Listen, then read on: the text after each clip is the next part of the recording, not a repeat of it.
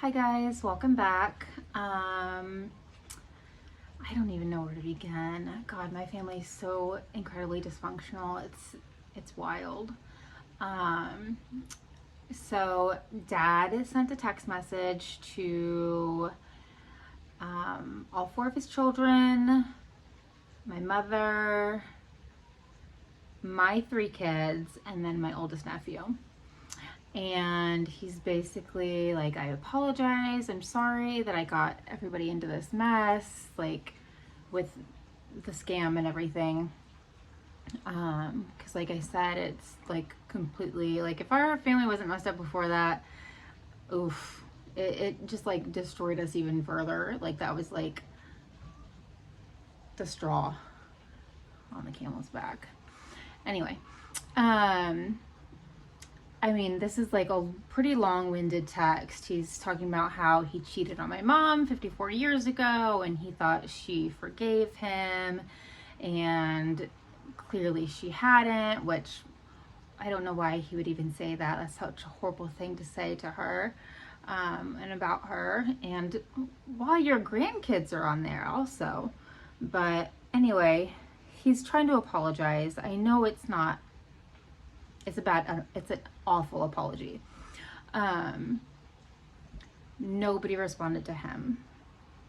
I had sent him, I myself did not respond on the group text, but I texted him separately and told him like, it's fine, everything's gonna get better, blah, blah, blah. I don't know. I feel sorry for him, and I don't, like, is that right? Is that wrong? Is there no right or wrong? Do I have Stockholm syndrome? Like, what is going on? Because everybody else is just like completely done with him, and I don't know that anybody would be there when he passes. Not that he's like going to anytime soon that I know of, but when the time comes, I don't think that any of my siblings are going to show up for him. So I just feel really bad. Like, he's 81. I don't want him dying thinking that everybody hates him. So I don't know. I feel bad, and maybe I shouldn't. I don't know. Anyway, he's stressing Mom out because he's trying to get all this money from Kia, because that's just about settled. Don't buy a Kia. It'll catch on fire and they won't give you anything for it. But I don't know. I guess he's trying to pay off some. He got into more debt because I guess he took out a loan to go see this imaginary woman in Virginia that never showed up to meet him at the airport. So he's trying to get money to pay that off now. I don't know. A lot of us have been thinking for a while that he's got dementia. But I don't know how you even go about, if the person that you're concerned about is unwilling to go to the doctor to get tested, how do you get them there? There's no resources for this kind of thing. It feels almost impossible. I had gone to the doctor with him maybe about a year and a half ago to get a dementia test, but this was like the most basic of basic tests. Like, she's like, what year is it? Who's the president? What's your name? Draw me a house.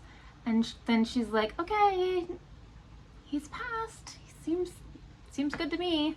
So like, anybody could pass that test, I feel like, especially if you're early dementia. Like, if you're like 5 years into dementia, then yeah, you're not going to pass that test. But anyway, maybe I am just rambling now, but it's just very stressful. And I don't know, I'm just so torn. Like, am I making a horrible decision to like forgive this man? I don't think that I am. I guess not really, it wouldn't be like that. I guess it would be more like